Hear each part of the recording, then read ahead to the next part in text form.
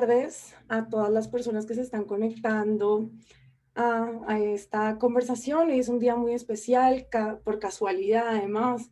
Este día inaugura la Feria del Libro de Bogotá, pero también celebramos el cumpleaños de esta ciudad que tanto amamos.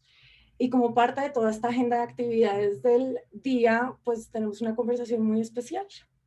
Quiero darle primero la bienvenida a Joan Tronto, una escritora estadounidense que nos va a hablar sobre la teoría del cuidado, a la alcaldesa de Bogotá, Claudia López, quien va a conversar con ella sobre lo que existe en este momento en la ciudad y pues aprender todos también cómo podemos mejorar y todos vivir en una sociedad donde todos nos cuidamos. Y a Diana Rodríguez, la secretaria de la Mujer, quien va a acompañar y liderar esta conversación. Así que bienvenidas, gracias alcaldesa, porque pues esta feria ha sido posible mucho porque ustedes son nuestro aliado principal. Y bueno, de Bogotá para Colombia y de Colombia para el mundo, las dejamos aquí conectadas y que disfruten esta conversación. Diana, te dejo aquí. Welcome, Joan, once again. So Joan and Mayor, it's a real pleasure to be here, and thank you so much. It's been truly inspiring to be in touch with your work, Joanne, as we build this district care system and we make it one of our goals in Bogotá. So we're eager to listen mostly to you. What do you have to say today? So let me just start. And what happened, and this is to the audience in general, in 2020, Bogotá launched the first city-level care system in Latin America. And we envision it as an innovative solution to recognize the contribution of caregivers and the role of caregivers, also to redistribute the responsibility of care more equitably between men and women, and ultimately to reduce women's unpaid care burden so they can pursue personal development and self-care. And I think it gains even more importance in this post-COVID phase which we're facing and for the economic recovery in general. So the ethics of care theories developed by feminists and political scientists like yourself have been crucial for the design and development of this care system. Thus, as I was mentioning, it is a real honor to have you here with us and to reflect about the consolidation of long-term caring societies, because that is ultimately our goal, and to listen to your opinion on our city's care system and on your general insights about care and the care economy. So let's get to it. Now, I guess, Joanne, I would like to begin by you telling us a little bit about yourself and your experience as a feminist political scientist. Okay, I'm happy to do so. So I'm older now, and when I was younger, it was at the beginning of the feminist movement in the United States. I'm a first-generation college student, a working-class kid, and I didn't become a feminist until I became a graduate student. And suddenly I realized how badly women were treated in the academy, how left out of the political culture we were, and how left out of almost everything we were. I mean, I was, catcalled on the campus of Princeton University, and I would walk a different way so I wouldn't have to walk past those young men yelling at me every day. This is not an unusual woman's experience, but it had a profound effect on me. So as I began to teach and think about, I'm a political theorist by training, and so my ideas have always been about, well, what can make the world better? And as I began to think about what feminists were demanding, I was a little put off by the middle-class bias of most of feminist thought. So I would tell my students, even in the early 1980s, here is my feminist nightmare, that what we'll do is free middle-class women to pursue careers that have been blocked for them. And working-class women and men and people of color will take over and do all of the work that women have been doing in the home that's been unpaid and unacknowledged. And I said to the students, we have to watch for this because this is what's going to happen if we're not careful to feminism. And guess what? That's what happened. So early on, I began to make the argument that what we need to do as feminists is pay very close attention, not to ourselves and what we want, but to what women have contributed to the world and what has been overlooked of women's contribution to the world. Now, I'm a political theorist. Every political and social theory has an account of care. But the usual account of care is to say, oh, that's something to be done in the household. That's something beyond the realm or concern of the political. And that worked maybe for Aristotle, and that worked maybe in the Middle Ages, and maybe that even worked in some centuries past, but it doesn't work any longer, especially as women have been brought into the workforce. So as women enter the workforce, no one's left behind to do the care work. And suddenly we face care crises all around the world. And the way we've filled in those crises has been by getting people who are lower in the socioeconomic status groups to fill in, by international use of migrants to do care work in different parts all over the world, and so on. So that's how my experience began. Eventually, as a political scientist, I was able to write, and most people in the United States don't pay attention to my ideas, but people in Europe do, and frankly, people in Latin America do, because Latin American scholars, feminist scholars, have really been leading the world in thinking about care in terms of domestic work and in terms of the care that gets done by actual people. So, that's what I'd say about my background. Wonderful. And if you could tell us a little bit more about your engagement. When did you encounter all the ethics of care theories, and why did they become so central to you and to your work, and how has that evolved during the years? Well, so there were no ethics of care theories back in the 1970s and early 1980s. And then I read Carol Gilligan's wonderful book, A Different Voice, in which she describes the fact that there are two ways to think about morality: a voice of justice and a voice of care. And what was interesting immediately to me is I immediately saw this as a much bigger argument than just human psychology, but in fact, a description of two different kinds of ethical theories. Although the ethical voice of particularism, of situated ethics, had been pretty much left aside since the 18th century modernity by the reign of Kantian universal individualism, Kantian claims of if it isn't universalizable, then it isn't really moral. And that just seemed to me to be, it's very abstract, it's very absolutist, and it seemed to me not to be a way to capture all of moral life. So actually, as feminists, we first had to fight to get people to even notice that there might be another way to think about and talk about morality, and to think about the ways in which not just, the big dilemmas of, do you use a weapon in war, but the little decisions that people make every day about morality. How do you decide what's bedtime for your children when they're fighting about it? Those are the kinds of questions that are everyday morality, and everybody is constantly making moral judgments and moral practices in their everyday life. And feminists in the 1980s began to talk about the fact that those moral judgments also counted.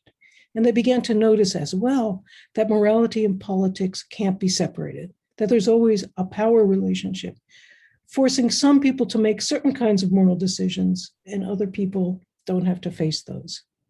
So Iris Young's work about the ways in which oppression plays a central role in defining what justice is. Until Iris wrote these words in 1990, nobody even thought about the way in which to say someone is oppressed isn't only to say they're oppressed, it's also to say something unjust is going on, that your theories of justice never reach. And so that's why I became so inspired to work on this. It's really practical. It really makes a difference in real people's lives. Fantastic. And I guess, Mayor, that's a perfect leeway to your question, because Joanne was saying you became interested in this because it's a real way to make a difference, because it's a real way to address injustice and try to understand what's beneath these concepts as people are oppressed, what really is going on. And I think, Mayor, what about you? How do you think how have you found these feminist theories inspiring, or the role of feminism in all of this? And I guess I'll add a second question to that, and I'll package both in the same question. And how do you believe that it is important that we make of Bogota a caring society? Well, thank you so much, Diana. I am so pleased and honored to be here with Joanne and to have her knowledge and inspiration for our work here in Bogota. Let me start by an anecdote that might be useful for Joanne to understand what our perspective here in the mayor's office in Bogota is. I came from the academy. I finished my PhD degree from political science in Northwestern University. Oh, I was writing my final thesis, and even though you can imagine how busy and demanding that is, I saw a class of gender and politics, and I say, well, that's not my topic of study, but I can miss that class if I want to become the first elected woman in Bogota. It will teach me a lot. And I decided to take that class and to learn a little bit of it, because I have to admit that even though I am the first woman to be elected in this city, and the first lesbian woman ever to be elected in this city, I'm neither an expert in gender nor an expert in diversity, right? That's not my expertise, my professional expertise. Of course, I have a great love and commitment, but that's one thing, and the other thing is to be actually an expert.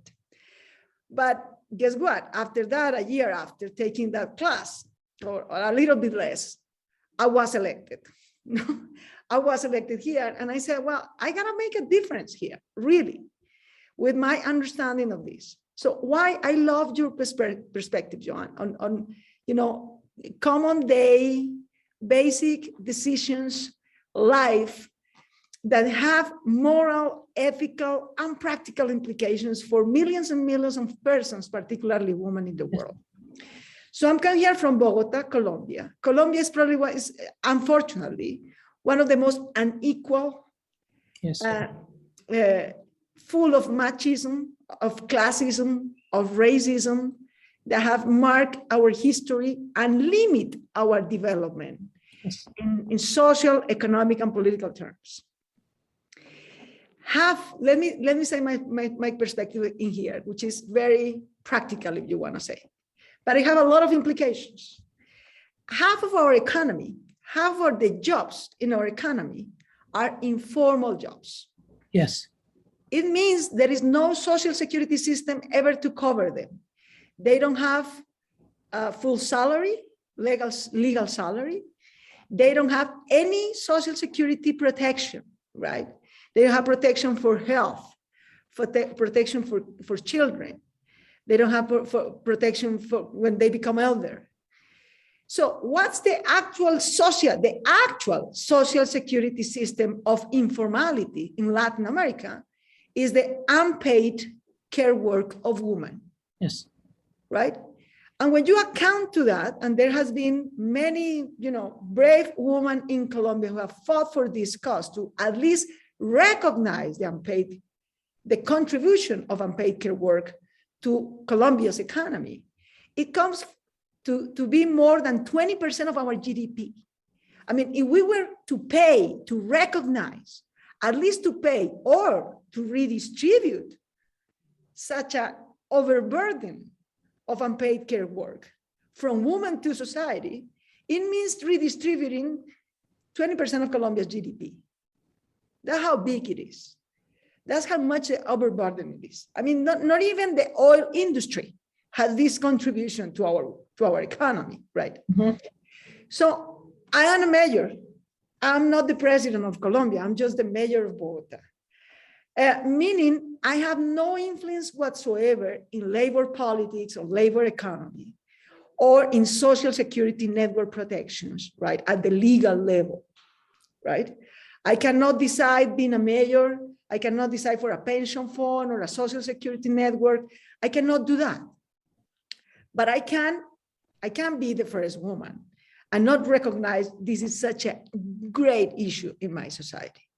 So the perspective we have in care, and there is only one country in Latin America has led this issue of putting a caring national system as a national public policy of social security, which is Uruguay.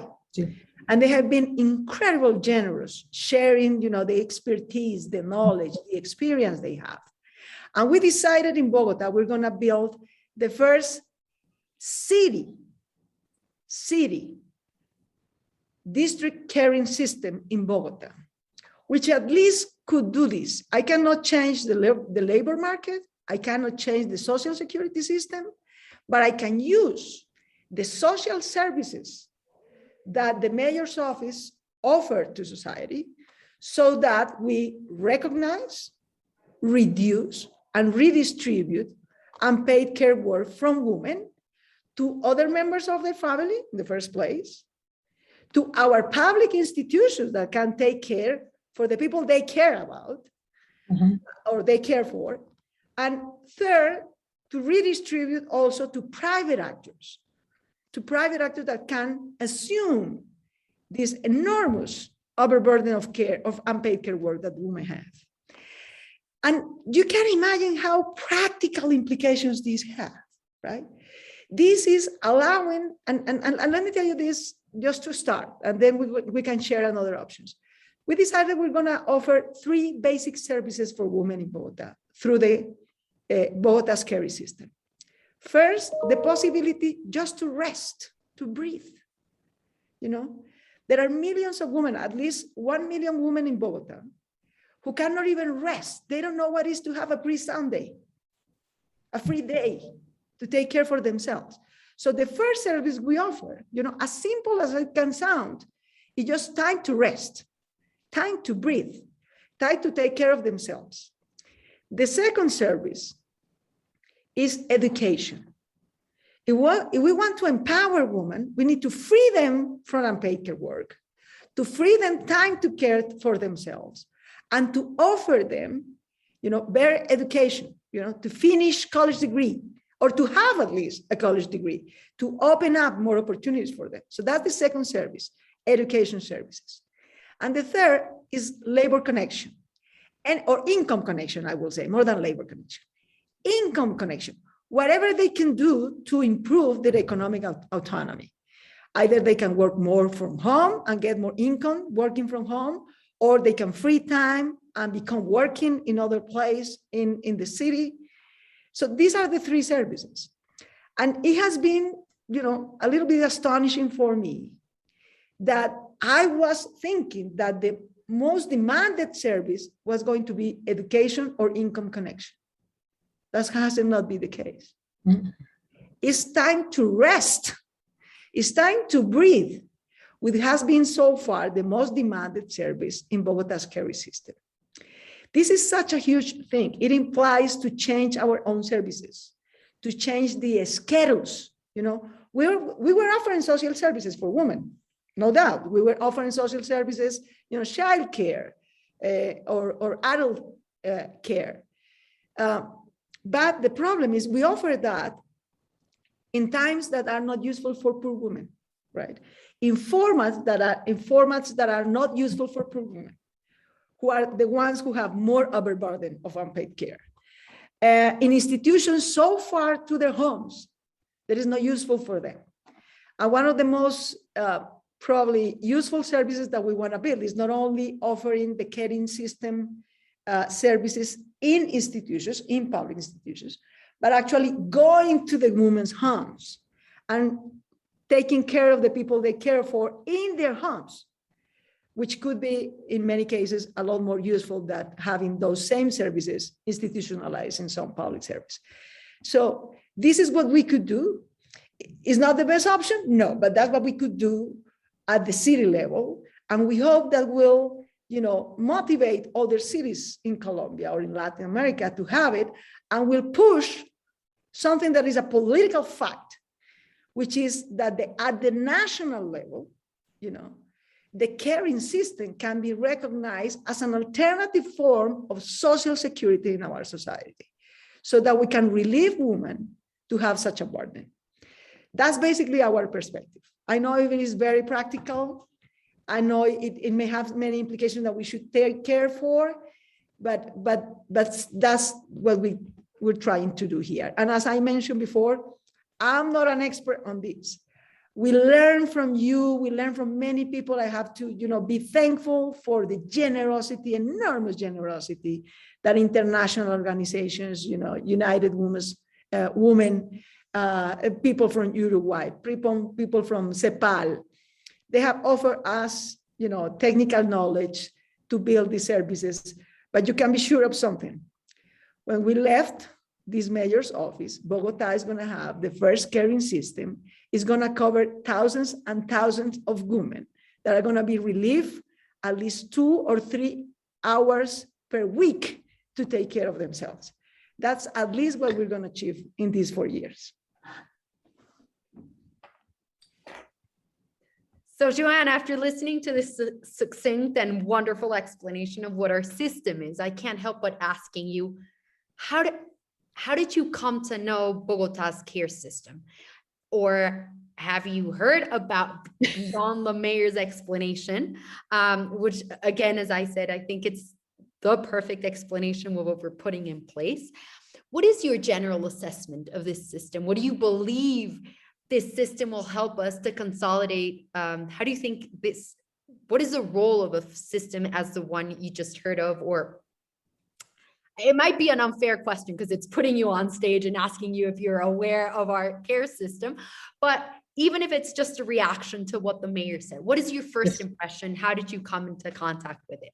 Yes, so the first thing is, after I was invited to speak with you all, I looked online and I thought, congratulations, Alcaldesa, because you've won awards and you won a grant from the UN to help you do this. You've won an award for Open Cities for doing this. And it really is, as you know, I tried to follow what care developments are everywhere in the world, and I've never seen such an innovative program. I go back, of course, a little further, because I know, Diana, that the women's division in the mayor's office has also done really innovative work. And this is the most important thing to do when you're caring, and that is ask people what they need.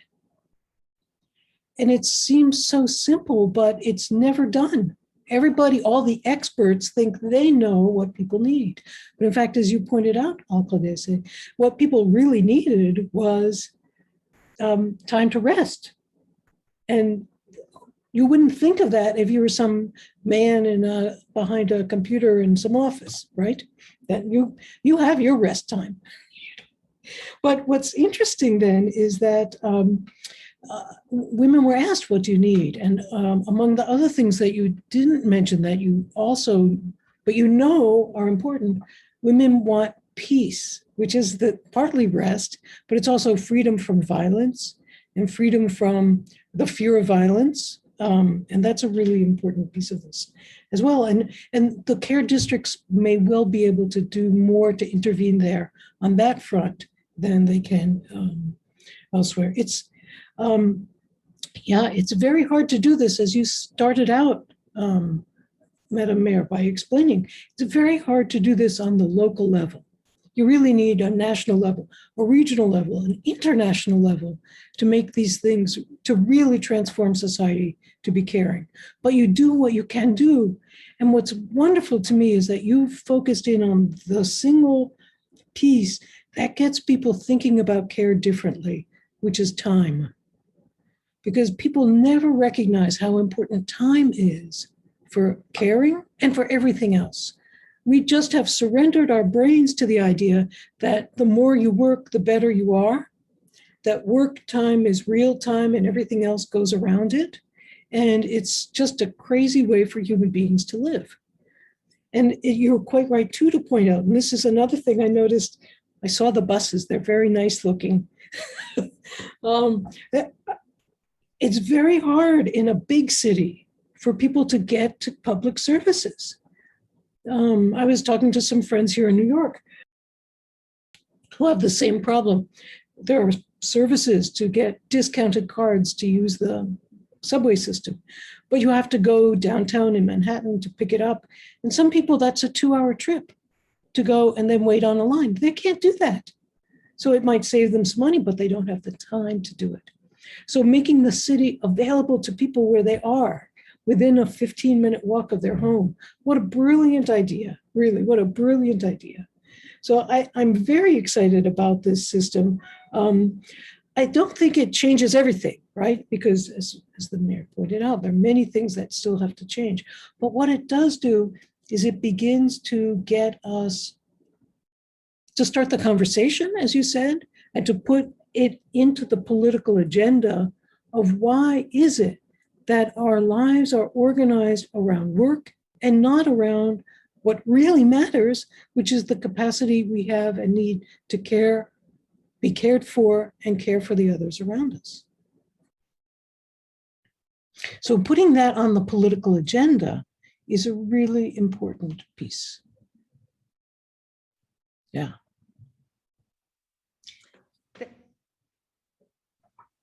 I see, Mayor, you want to say something, Mayor? Go ahead. Yeah, if I can ask a question to Joanne, because this is a sort of actually an ethical dilemma. There are some studies in Colombia. As you know, we have almost a 60-year-old civil war in Colombia. Yes. That affected incredibly, disproportionately, women in our country. I mean, as in any war, women and children are the most affected. Because of that, we have a lot of internal refugees coming to Bogota. Most of them women. And there are studies that have found this phenomena. That when a family came to Bogota, fleeing from violence in some region, most likely the woman is going to find easily work here in Bogota, caring for others, caring for other families or something like that. Mm-hmm. So she's going to be the first one to generate some new income for the family quicker than men. And the result has been that the more economic engaged and autonomous a poor woman begins, the more domestic violence they suffer, and the more general social violence they suffer. It means, and I think this is ethical because all this, idea to empower women is precisely for them to have voice and time and education to raise their voice and raise their options for their own life, for new roles, for roles different from taking unpaid care work for others at home in their family. But what the studies in Bogota, and I'm sure this is not only in Colombia, things that may happen in many other societies, is that the price that poor women paid for such an empowerment and economic autonomy is huge in terms of violence. So of course, nobody will say, well, this don't promote economic empowerment of women because they will suffer violence. Of course, that's not the option. But it's not easy, how to, get around this dilemma. On some hand, you can say, and in fact, Diana works with that. For example, another political decision that I made here when I was elected mayor. I came here in 2020, and the first week I did a security council with the police members and all that stuff. And they told me, well, Mayor, here is the, whatever, 8 indicators of security every day, homicides, robbery and all this stuff. I said, well, do you have those indicators divided by gender? And everybody was looking around like, no, they don't have it. Okay, second, do you have violence against women as one of your daily indicators. No, we don't have it in the daily record, but we actually have records of that. So I made two decisions in the first week. First of all, any security indicator in this city will be to have divided by gender. I want to know how many homicides from women are, how many homicides for men are. And you can divide it by age, that would be great too, because it's not the same thing. And of course, by geographic areas. So since the first week, we see every single day and every week indicators divided in these categories. So we can agree on strategies and programs and platforms to take care of these differences. And the second thing was to see specific indicators to include in the daily report of the city's security, specific indicators of domestic gender violence and general violence against women. So you know for sure that my experience and well, Diana is a great expert also. She's also graduated from sociology and political science. And if you ask me, along all the indicators of security and violence in our city, the one that can be almost predicted by an econometric model is gender violence or domestic violence. There are many socioeconomic factors that have highly levels of prediction of when and where and to whom such violence is going to occur. It's very demanding for our city because now we have the information. Now we know there are women in this area of the city of this socioeconomic income that will suffer more violence. But to actually have not only the information, so it's sort of, it's a tricky issue. Now I have better information, but not necessarily better resources to respond to it. But at the same time, we're empowering them. The fact that I'm here is empowering them. So the more we empower them, the more violence they will suffer, and the more prevention and attention we need to take care of that. Mm-hmm. So it's not that easy how to get that around, how to manage all that. So my reaction to that's a really important point is, well, you'll notice I never say empowerment because I don't like this word. What will be the appropriate concept? The problem with empowerment is exactly this, that when you empower someone, often they don't have power. You disempower someone else. Okay. And as a person who believes in democracy as a root value, the real key is not to give some people more and not the others nothing, but to make sure they come up too. Okay. So the solution to this is obviously going to be, as you have already said, although it's very hard to do, is to change men's attitudes towards care. I mean, if the men could get those jobs doing the care work too, they would also be able to get jobs, and not only the women would be earning money in their families. Mm-hmm. But men don't think of the care as something they can do and still maintain their sense of self, right? So another way to do it is to think a little differently about what constitutes care. So I used to say, no, policing is not care work, but I'm wrong. It is, if it's done in the right way. Yeah.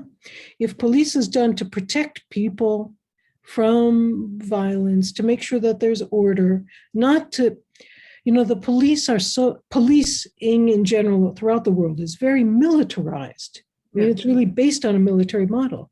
But if you based it instead on a model of policing as a kind of service to people in the community, and then you were able to give positions at a relatively low level to men who are really in desperate economic straits, who would be able to have some public role as a protector of their community, they would have something else to do besides be angry at their wives for making more money than they do. There's a wonderful expression, a sentence that comes from Sarah Ruddick's book, Maternal Thinking. I'll read it to you. Children, we could also say women, children are vulnerable creatures, and as such, elicit either aggression or care. And I think that's so important. When you recognize humans are vulnerable, people react to that either with aggression or with care. That's true. And the key is to get men to start recognizing that they should be responding with care and not aggression. It's very hard. But maybe you can do something, because you're such a creative public official. Maybe you could do something about that. It's a really difficult question, but you're quite right. It is a dilemma. And you don't want to leave women, you don't want to leave people where they are, but on the other hand, you also don't want to perpetuate conditions under which men feel threatened so much that they resort to violence. But it's easy for them to resort to violence because that's what they've learned is their way of exerting or controlling or being in a position of relative, that's their form of empowerment. Don't want them to do it that way. And so that becomes the, yeah. So that's something important, because that comes to, if I have to classify actually what the caring system in Bogota is trying to do. Yes. As I was mentioning, is to these three services, right? Time release, to breathe and rest, and education and income connection. Those are the services for actually caregivers, right? Yes. They are mostly women. But there are other types of services, and that's sort of the second, slogan of our caring this system, is you can learn to care. Exactly. You're not, this is not, it doesn't come with the DNA. Women also learn how to care. It doesn't come within the DNA. So let's come to care. Let's bring kids. Let's bring your family. Let's bring your partner. They can learn to care. They can learn to cook. They can learn to clean. They can learn to have time to read with their kids, just to give some examples. And they can learn to do that without feeling less or more. Just it's not activity, that they should be able to do. So at least that part of the work, we're at least having that in mind. It's troublesome sometimes to actually have the service, but all the pieces go together. That's what makes it hard. Joanne, we've been focusing on men, and I think, right, what is the role of men? And you said it beautifully, men should respond with care and not aggression. So we're focusing on a key actor here, which is clearly men. But one of our goals in the care system has been to think about care in a shared responsible manner, right? Care not only seen as men and women and only within the household. So what do you think about how can we make different social actors responsible of care, right? In order to mitigate or control contemporary risk, just this appealing to your concepts, how do you find, what's the possibility of engaging, making other people responsible? How can we make, in a practical sense, a greater push on that end? Yeah, it's a very difficult, practical, political question, because the truth of the matter is that many actors in society, including most social actors, have been able to get where they are by avoiding certain kinds of responsibilities. One of the reasons I find the risk language so difficult to deal with is because risks are always about unintended consequences, and it's as if, oh, gee, how did that happen? How did we ended up poisoning the atmosphere by burning fossil fuel? Who knew this would happen? Who knew we could do something so bad that it would affect the oceans and the air? Well, we've known that for a very, very long time. We didn't know the details of carbon dioxide until the 1970s, but we've known for a long time that we've been doing things that harm the environment. And yet we treat this as if it was a risk that suddenly appeared separate from the actions we took. So one of the things that, as a feminist thinker, I've been trying to do the most is to talk about how complicated our relationships are with others and how those complicated relationships cause responsibilities. So private actors, employers, who require of their employees that they travel on their own time. Bogota is a very big city. and the time that it takes to get from one place to another is one of those concerns of time that really makes it difficult for people to care, because they run out of time because they're spending their time commuting. It's the same way here in New York City. So who's responsible for the fact that the poor workers live 2 hours away from their job? Well, it's not the poor workers' fault, right? And so we have to ask the questions, who's responsible for this being this way? And then how can we all take responsibility to make this, to solve this problem? And time in the city is a really critical way to begin to recognize how these different responsibilities have been pushed aside or ignored or not really named. And once you begin to name them, then you can begin to solve them. Does that help to answer that? It's very abstract, but the environmental questions are the ones that I think are so interesting here. I mean, I read an article written by someone that was published in Environmental Ethics that literally said that since we couldn't measure carbon dioxide till 1973, we really can't ask any country that burned fossil fuel before 1973 to take any responsibility for any of that, because it was before you could know that it was a problem. And I thought, what kind of thinking is that? But you can see how if your goal is to avoid taking responsibility, saying, oh, I didn't know, is a very powerful way to avoid responsibility. And I think it is indeed the most powerful ways in which people of privilege in a given city, in a given country, in a given world, ignore the problems of care that most people face, is by, I use the language, privileged irresponsibility. When you have privilege, you can be irresponsible. And as a result, you can ignore the consequences of your actions. And then when they get so bad later on, you can say, oh, those people, what's wrong with them? Why didn't they fix this? But it's the privileged who often have taken advantage and then just act as if, oh, I don't know where this comes from. Maybe that helps answer that question. It's a very difficult problem. We have to change the language of control, of mistrust, of fear that now dominates our politics. We can switch that around and we can start talking instead about what does it take to care well for people in our society.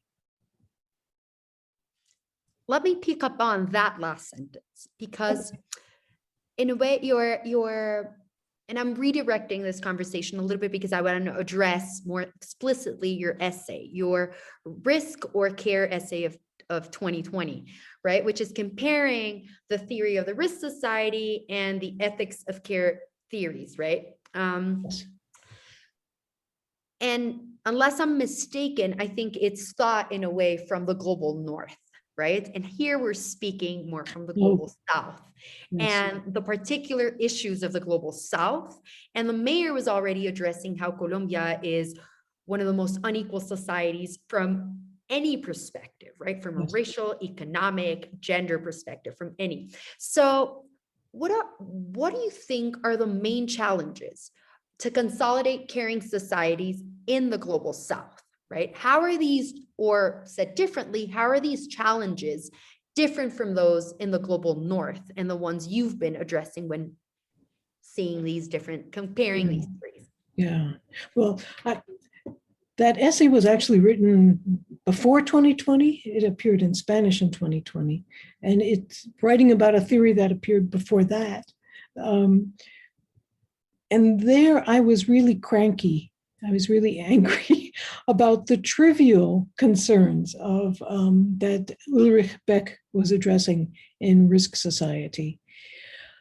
Because I do think that the real problems in the world are related to the relations of the global north to the global south, and to, if you'll let me put it this way, the legacies of colonialism that live on in all of our societies. They explain why there's a global north and a global south, and why in every country, every city, almost every neighborhood. There's also a global north and a global south, right? So it's not just about the north versus the south. It's everywhere that these imbalances occur. So obviously, once you have more resources, it's easier for you to care for your own. And then to make the argument, well, care should be private, if you have all those resources, is the way to solve it. The old African-American feminist in New York City, who didn't get published much because she just demonstrated on the street against the public television channel and she was an activist. But one of her expressions was, "I'm well, close the hospitals." And it's true, yes, when you think you've made it, you don't have to worry about anybody else. So for 500 years, the global north has exploited the resources of the global south. And the people in parts of the global south who have been aligned most closely with the global north have done it as well. And those legacies continue to live on. So the risks are different because, well, the risks aren't really different. The risks are still coming from the same source, which is that the people who have the resources don't want to share them. And there are ways of making money off of the harms that you do to people that are really compelling to people who are already wealthy. The global arms industry in the world is responsible for a lot of violence. And yet there's never any talk about that as an issue of care, but we should be talking about that as an issue of care. We need to talk about time and the ways in which, so even one of the things that's most disturbing about the relation of the global north and south now in terms of care is the way in which the global north exploits the care resources of the global south as well. So throughout the world, people are moving to global north places, whether the actual global north or places like Bogota, where you can import labor from the countryside to do the care work at an exploitative rate. It's happening everywhere in the world, right? That as care requires resources, you don't want to pay the real value of those resources, and so it's easier to exploit it. The language I've been using lately to describe this is to say that the world is operating under a system of wealth care rather than care for people, animals, or planets. Because really, when you think about it, what we care about is wealth. And wealth generates wealth. And think of who gets best paid in society, the people who manipulate and make wealth from wealth. I mean, really, what is wealth? Why should somebody who's a financial advisor get paid more than a person who's a nurse or a person who's a home health aide, for that matter? Why is that work so much more valuable? Well, because we value wealth. There is some value to wealth, but we've overvalued it to such an extent that we've distorted all the other values in the society. And then risk is really about risk to wealth, not risk to people. Increasingly, if you think about it, when we're talking about risk, what we're really talking about is the risk to wealth, not the risk to people. Because if we were talking about the risk to people, we'd stop wars. That will be the most basic. Yeah. Can I make a question? Yeah. Of course, Mayor. Is that I can miss this chance. I think you are really, and this is not on the slogan. This is not because I am a woman or because I am a mayor. It's because I think it's actually part of human history. And I think the most important, the most transcendent cultural revolution of our time is the change in gender roles, in woman position in society. That's by far the most important social revolution of our time. And it started decades ago, and the more time passes into the 21st century, the more we're going to be the effects of such a change. And even though violence, all that things that I were mentioning before, that's unstoppable. that's unstoppable. You know, the change of the role of women in politics and society and the economy, in cultural issues, it's just unstoppable.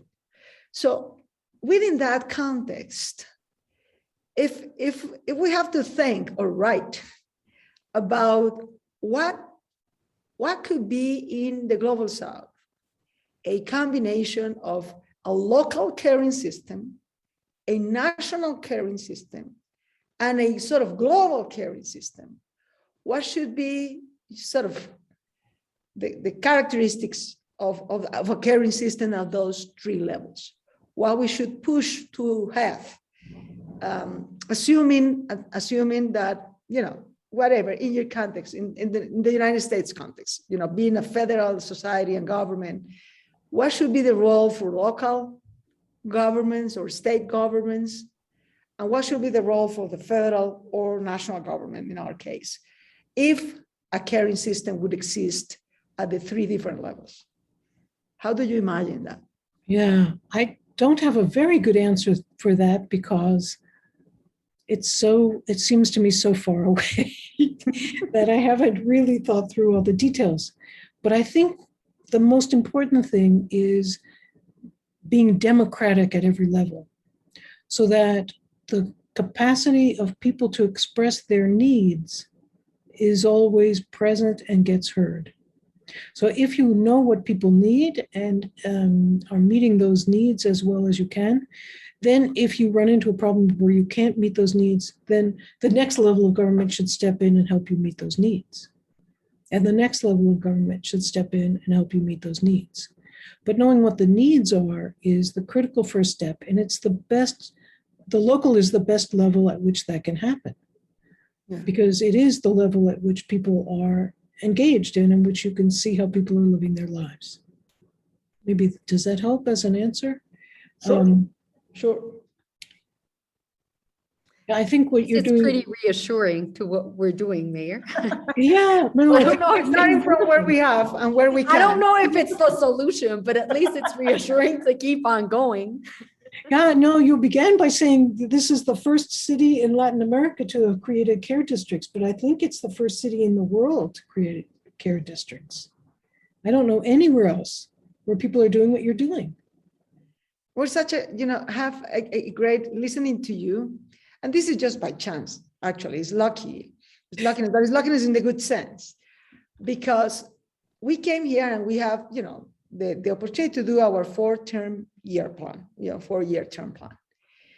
But at the same time, we have the opportunity, just happened by chance, that precisely this year, we are in charge of doing the cities, the Bogota's master development plan for the next 15 years. Yes. The master urban development plan. So it's such a good chance because it's gonna be the first time in which we can territorialize, right, and include in the urban master development plan of Bogota for the next 15 years, the caring system.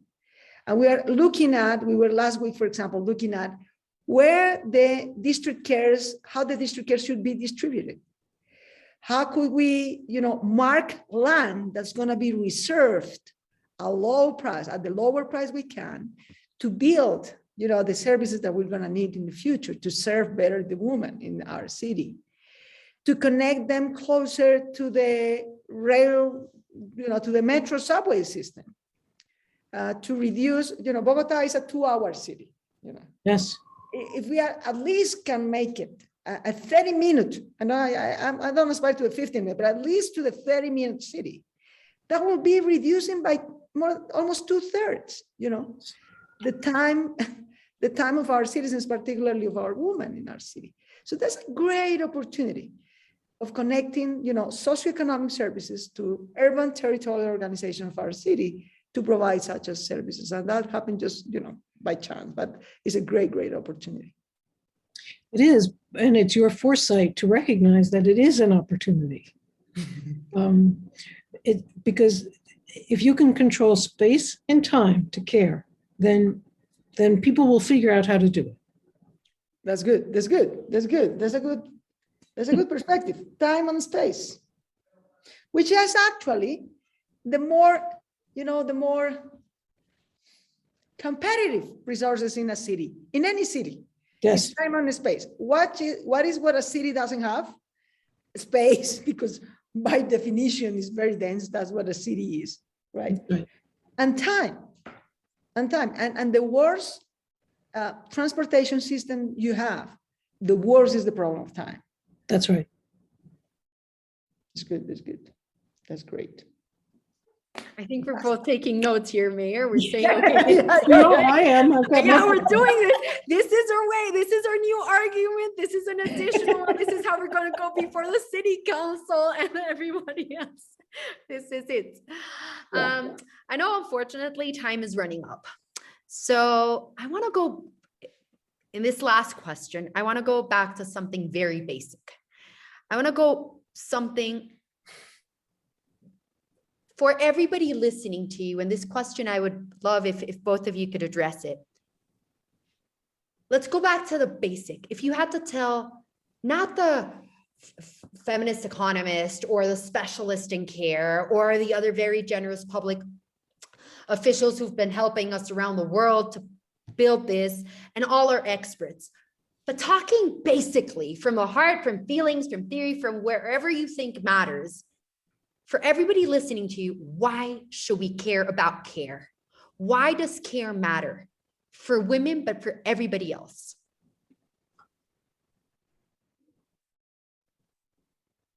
Okay, I'll start.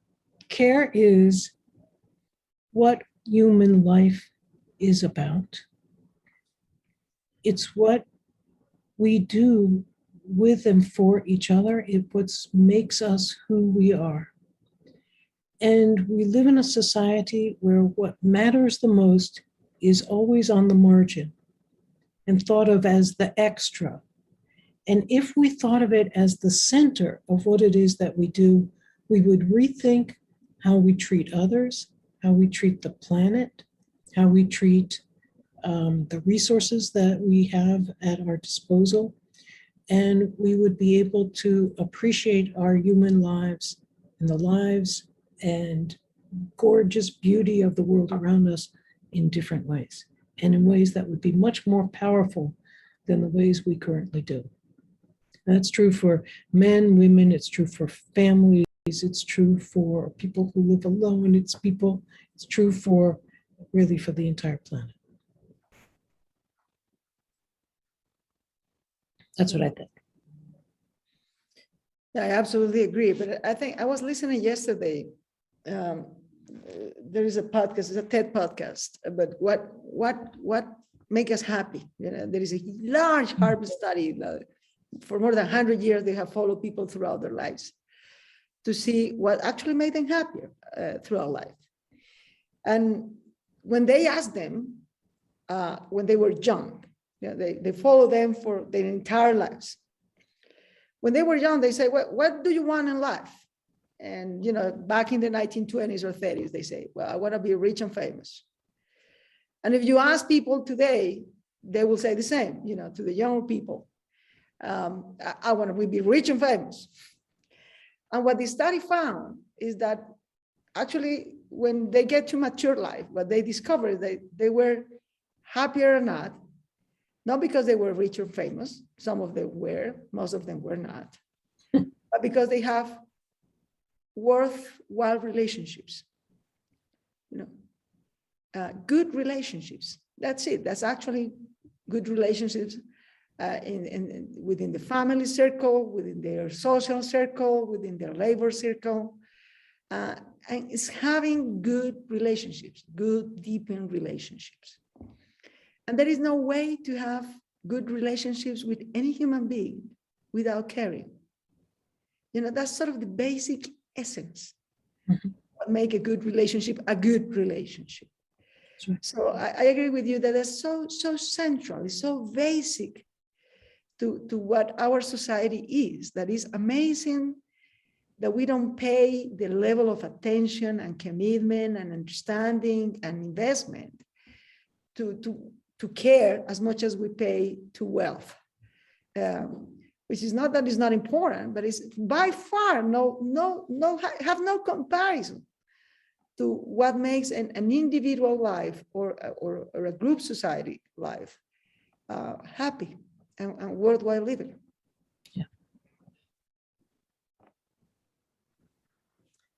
Well, Mayor and Joanne, this has been a wonderful and very enlightening conversation and reassuring, I must say. A beautiful combination of academic and public policy work. I think the type of conversation that that bears a lot of importance, especially in this new phase, a global phase. And Joanne, your advice and reflections will undoubtedly help us consolidate a long-term caring society in Bogota and hopefully beyond Bogota, and to improve our city's care system so that more social actors are attracted by it, so that care really is done in a co-responsible manner, and which makes us happier, which makes us more empathetic and more connected in a human way, and hopefully will make us do what we're aiming to do, which is recognize the importance of care and the historical importance of care, especially care women. So thank you so much. Thank you, Joanne. Thank you, Mayor. And I hope this is just our first conversation, but that we have the privilege of continuing this ongoing conversation, at least for our next few years here in the city of Bogota. Thank you so much to you all. Thank you so much, Joanne. Such a great pleasure. Thank you. A great honor for me. Thank you. An honor. Goodbye.